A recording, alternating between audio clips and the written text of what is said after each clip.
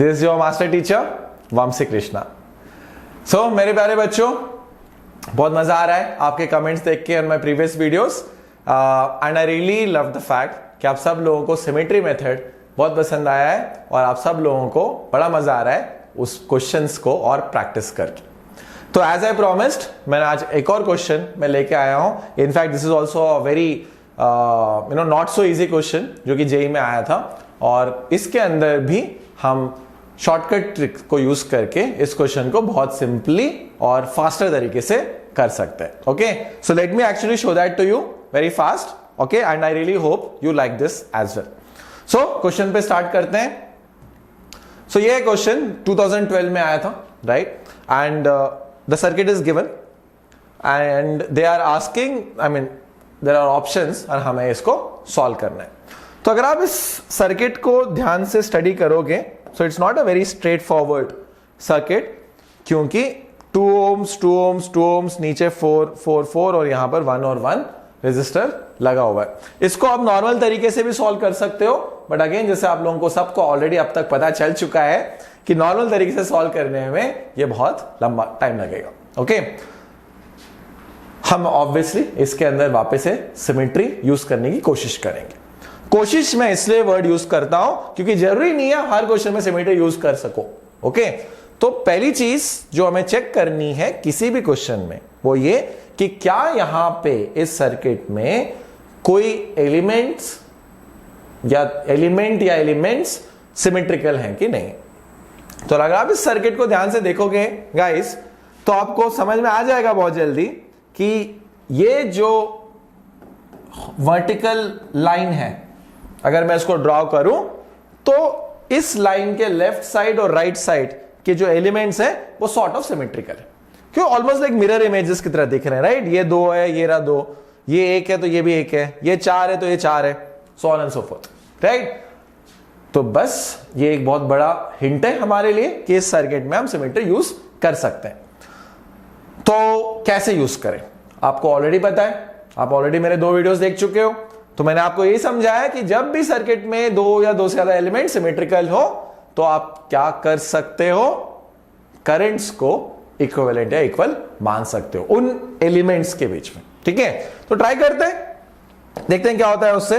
तो if I do this in this circuit, तो ध्यान से सुनना, ये तो स्ट्रेट फॉरवर्ड नहीं है। यहां से करंट अगर मैं I1 बोलूंगा जा रहा है, तो क्योंकि ये सिमेट्रिकल है यहां से भी करंट I1 गुजरेगा। ठीक है, ये पहला पॉइंट। यहां से I1 जा रहा है तो वहां से I1 जाएगा। क्लियर? सिमिलरली नीचे अगर I2 जाएगा, I2, तो इधर से भी I2 निकलेगा, ये भी मेरे को पता है। और ये तो ऑब्वियस है, राइट? यहां से अगर, अच्छा ये भी I2 है, तो डोंट गेट कंफ्यूज। ओके, ये I2 ये I2 अलग है। और यहां से लेट्स अज्यूम कैपिटल I2 जा रहा है तो इधर से भी कैपिटल I2 जाएगा। वो तो ऑब्वियस है क्योंकि कोई और ब्रांचेस नहीं है, तो जो करंट यहां से जाएगा वही करंट यहां से भी जाएगा। वो तो बिना सिमेट्री के भी क्लियर होता है। अब गाइस, ये जो 2 एलिमेंट्स है ना वर्टिकल वाले, उसके साथ क्या होगा ये भी देखते हैं। तो सिमेट्री ये बोलता है कि अगर यहां से नीचे I3 जाएगा तो इधर से भी I3 जाएगा नीचे। That's how the symmetry says, yeah? But अब यहां पर एक बहुत छोटी सी ट्रिक है, ये समझिए। अगर ये करंट I3 नीचे आ रहा है और यहां से I2 आएगा, ओके, तो इधर करंट कितना जाएगा? I2 plus I3, obvious. Kirchhoff's first law, I2 आ रहा है, ऊपर से नीचे I3 आ रहा है, तो I2 प्लस I3 इधर से जाएगा। सेम यहां पे, और इधर से भी I3 आ रहा है और ये I2 है, तो I2 plus I3 plus I3 becomes I2 plus 2I3, जो कि इधर से जाना चाहिए। बट हमारा जो सिमेट्री है, जो कॉन्सेप्ट है, वो क्या बताता है कि यार यहां से तो करंट I2 ही जाएगा, क्योंकि इधर I2 करंट है तो इधर से I2 ही जाना चाहिए। बट अगर मैं ये फिगर को किरचॉफ्स फर्स्ट लॉ से सॉल्व करूं, क्योंकि I3 इधर से आ रहा है तो इधर भी सिमेट्री से I3 आ रहा है, I3 plus I2 is I2 plus I3 which will flow here, और इस जंक्शन पे I3 ऊपर से नीचे आ रहा है और I2 प्लस I3 इधर से आ रहा है, तो यहां पे I2 प्लस 2I3 जाना चाहिए, बट सिमेट्री क्या बोल रहा है, I2 ही जाना चाहिए। तो ये दोनों चीजें एक दूसरे से डिफरेंट तो हो नहीं सकती, क्योंकि दोनों ही चीजें सही है। Symmetry also is a concept and Kirchhoff first law भी इज अ कॉन्सेप्ट, और दोनों कॉन्सेप्ट को सही होना पड़ेगा। तो सिंपल सा फंडा है कि ये तभी हो सकता है जब I3 की वैल्यू 0, मतलब इन दोनों के बीच में करंट कोई फ्लो ही ना करे। That's the only way this is possible. And जैसे ही आप ये चीज समझ पाते हो, ये क्वेश्चन हो जाता है बहुत ज्यादा simple, right. Let me redraw this.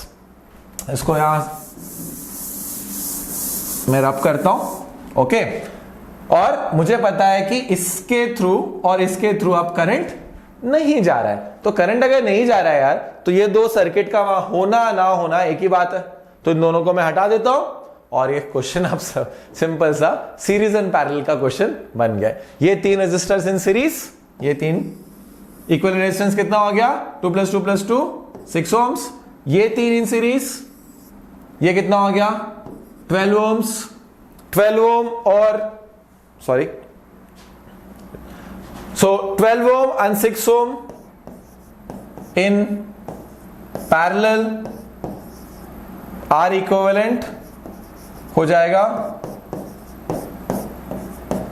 4 ohms, ठीक है। और अगर मैं इसको सॉल्व करूं तो करंट जो होगा इधर से, जो ये करंट है I1, कैपिटल I1, ठीक है, ये वाला जो करंट होगा वो होगा बैटरी है 12 वोल्ट की और इक्वल रेजिस्टेंस है 4, so which is equal to 3 amperes. तो ये वैल्यू आ गई 3 ampere. So I1 is equal to 3 ampere. So ये ऑप्शन तो हमारा सही हो गया, ठीक है। और आगे भी देख लेते हैं। तो ये I1 है, तो गाइस ये कितना 12 ओम है, ये 6 ओम है, तो करंट डिस्ट्रीब्यूट होगा, आप सबको ये तो पता है अभी ऑलरेडी।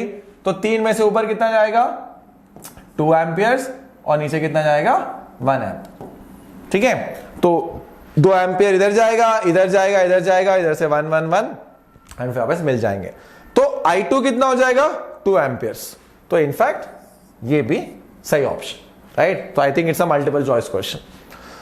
और क्या पूछा है, current through PQ is 0, PQ से तो 0 तो हम ऑलरेडी कर चुके हो, तो ये भी सही है। और चौथा क्या है, potential at S is less than at Q। Potential at S और at Q is less than, देख लेते हैं यार कितना है, okay. So potential at S क्या होगा, यहां से 2 एम्पियर जा रहा है और ये 2 ओम है, 2 ओम है, तो यहां से 2 वोल्ट्स का ड्रॉप है, यहां पर वापस से 4 वोल्ट्स का ड्रॉप है, 2 एम्पियर्स इंटू 2, 4 वोल्ट का ड्रॉप, यहां पे भी 4 वोल्ट का ड्रॉप, तो टोटल 8 वोल्ट का ड्रॉप है यहां पे, राइट। तो अगर मैं इसको 0 वोल्ट मान लूं तो ये 12 वोल्ट हो गया, 12 वोल्ट में 8 वोल्ट का ड्रॉप है, तो ये 4 वोल्ट्स पे S है। और Q कितने पे है, ये 12 वोल्ट, 1 एम्पियर जा रहा है, 4 ओम्स, 4 इंटू 1 4 वोल्ट का ड्रॉप, तो 12 में से 4 वोल्ट का ड्रॉप हम करेंगे तो ये पॉइंट हो गया 8 वोल्ट पे। तो इस potential at S less than Q, of course it is, वो 4 वोल्ट पे और ये 8 वोल्ट पे, तो ये भी सही ऑप्शन। तो 4 ही ऑप्शन यहां सही है, ठीक है। चलो एनी विच वेज ऑप्शन जो भी सही गलत है वो separate matter, but I am assuming you got how do you solve this question using symmetry. ये बहुत ही आसानी से सॉल्व हो जाता है। अगर नहीं भी आती सिमेट्री तो भी आप कर सकते हो, बट नीडलेस टू से ये लंबा जाएगा and you will have trouble solving all the equations and getting to the answer. Got it guys? तो मेरे प्यारे बच्चों, आई एम नाउ होपफुल कि आपको मैंने बहुत सारे टाइप के क्वेश्चंस करा दिए हैं सिमेट्री को यूज करके। वैसे तो खैर और भी बहुत ट्रिक्स हैं, but with exam coming near I also don't want to over bombard you with so many things कि आप खुद कंफ्यूज हो जाओ। तो मुझे ऐसा लगा सिमेट्री सबसे आसान ट्रिक है, ओके, जो कि मैं आपको बता सकता हूं और आप जो लास्ट मोमेंट्स में यूज कर सकते हो प्रॉब्लम्स को सिंप्लीफाई करने में, okay. Awesome. So on that note, thank you. I hope you really like these methods and I hope you like the application of symmetry in circuit solving. जैसे कि मैंने पहले ही बताया, आप इस पे और प्रैक्टिस करो and I am sure you will perfect this method. Please like and comment if you like this method. और आपको really पता है कि आपके comments मुझे बहुत बहुत ज़्यादा energy देती है. तो keep that coming. Until the next video, this is Vamsi Krishna signing off.